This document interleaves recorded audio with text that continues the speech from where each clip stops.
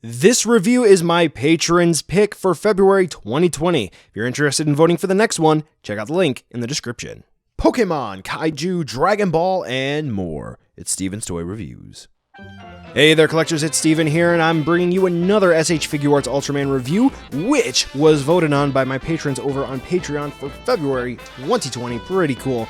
And it is going to be a review of the SH Figuarts Antlar. Now, this figure was a P Bandai exclusive release, which means it had one production run, one order window, and it's done. So if you're looking to pick this up, unfortunately, you're going to have to rely on the aftermarket or some retailers who did purchase it through the P Bandai web store, and they are still going to have some stock available.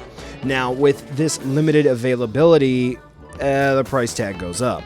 So with that in mind, reviews are very important, and I do have to say, whether or not you're going to be paying $150 or $75, well, it's pretty good. Except for the accessories. Let's take a look to see whether or not Antlar is worth adding into your collection. One thing Bandai's been doing really well with in regards to the Figuarts Ultraman stuff is going to have to just be the overall execution. The sculpting is absolutely great, and the paint application, where it is applicable anyway, seems to be really good. Antlar seems to be the pinnacle of everything that they can do combined. Why is that? Well, not only do we have some very, very small details such as the scaling on Antlar's lower legs, but we also have some ridges found on his mandibles, his pincers, whatever you prefer to call them, which is sculpted very, very well. But that's not where it ends. The paint application on this guy is super duper amazingly detailed that I question as to whether or not this was almost like a custom figure at some points because of just how good they were able to get the ultimate final product to look. If we're taking a closer look at the figure, the overall head area, specifically, again, the pincers, the mandibles, whichever those may be, I think those are more so along the lines of pincers, they have a great shading effect with silver metallic paint, which is great. I mean, there's no flaw there. And unfortunately, there's a little bit of the bare plastic that's seen that's going to be black, but there's a little bit of dry brushing to really add detail there where there really isn't any, so yay, that looks great. We have some fantastic masking on the underside of Antlar's head, so this way the reds and the yellows, they do blend well together, but the thing is that they're clearly defined. So unless you're looking for small issues, you're not really going to see them. And as we move on down to the main body, we can see, again, the smaller details. We can see sort of the shingling of the scales and whatnot for Antlar, which look good. The arms are great. And then we see the addition of the blue paint mixed in, which, again, looks really, really awesome. I think the best part of Antlar is going to be the two little beady spots on his back where there's going to be mainly blue, and then right around the edge where the two connect together is going to be that little bit of green paint application. So overall, if you're a fan of this kaiju, just in general terms for looks, whether or not you like big scale or small scale stuff, this thing looks amazing. So if you've been thinking about getting it just because of it looking like Antlar, well, congratulations. This is a purchase you're going to want to make. And then we're going to be talking about articulation next. So, yeah. On to articulation, and Bandai really did a good job on this guy. Just because of the fact that there are so many different joints that you can move around here. So I didn't really expect all that much out of a little beetle. Ant? Yeah, Antlar. Anyway, so what do we have? Well, pretty much everything on the head moves. We have the little eyes that move around on little ball joints. So don't worry, you're not going to break them off. You can kind of see them moving. They're really small. You have these antennae that move. You have these things that kind of move around in a swivel, it seems. Oh, it fell out. Yep. So that's okay. That moves. Mouth opens and closes a little bit. Not much. But, you know, it's there, and they can move together in tandem, so that's pretty cool. And then, obviously, we have the big old Herculean pincers, brother. Which, unfortunately, they can't close all the way. You'll see in the ending shot, you can kind of lift up an Ultra, but it doesn't look all that natural, but c'est la veste. The head is on a ball joint, where it plugs into the neck. So you can move Antlar's head around a little bit. Pretty good. Now for the shoulders, we are actually going to have a ball joint system where they plug into the body. so that's pretty good. There's a cut in the sculpt here to allow for hinge-like movement, so we're going to have total range of movement here, which is good. We have a dedicated bicep swivel, which is also a ball joint there, so good range of movement. At the elbows, we are going to have hinge movement. Oh, it's ball joint movement, along with ball jointed wrists. So the arms are just a system of ball joints, which allow for great movement for Antlar. So there's no real concern here for how the arms move. This arm is a little loose on mine. I think the joint's just not plugged in all the way, but I can fix it, I guess, if I wanted to. Then we have a jointed waist, or ab crunch. This is going to be the ab crunch. It's going to be a ball joint, not a, whoop. Well, that's a spoiler. Yeah, let me fix that real quick. So we have a ball jointed ab crunch, and then we have a ball jointed waist, which likes to pop off, but that's because of the accessory that Antlar comes with. So yeah, mine's rather loose, but that's again because of the accessory. For the hips, if we take a look in there, it kind of looks like we're dealing with just straight up ball joints.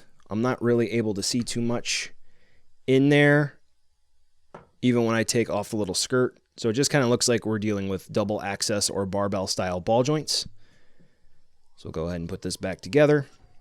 We have actual ball jointed knees, so we get a perfect bend for a hinge as usual movement, but then they also wiggle from side to side and so forth, so that's good.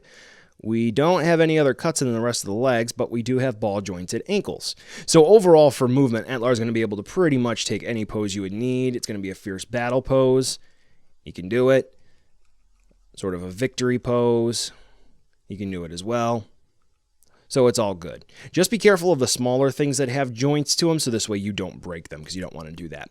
Now, as I mentioned earlier, it was a little bit of a spoiler, but Antlar has a waist joint, and it's a ball joint, and it's rather loose on mine. I think it may be loose for everyone, and that's because of an accessory that Antlar comes with. I'm going to go ahead and throw pictures of his little anthill up right now, which actually, it looks okay, you know. Detailed, looks kind of like sand, and on the bottom of it, it's actually going to have his trademark copyright information. But the way that it works is you're going to pop him off at that waist joint, and then you're going to see there's this little socket here in the middle of the little anthill, and then all you got to do is just push it in, and it looks like he's popping out of the ground, which that's pretty cool. It's unfortunate this is the only thing that he comes with. It could have been neat if he came with an accessory for another Ultra, but yeah, it is what it is.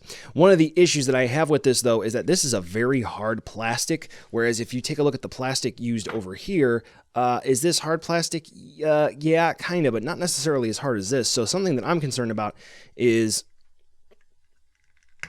doing that time and time again, whether or not it's going to break this ball joint. So if you're going to be displaying Antlar like this, make sure you're using care when you're swapping out the ball joints. If you're going to use heat, I'd suggest maybe doing that whenever you swap, or just make sure you know what you're doing and pull correctly on this joint. So when you're going to swap out the parts, okay, don't just kind of, whoops,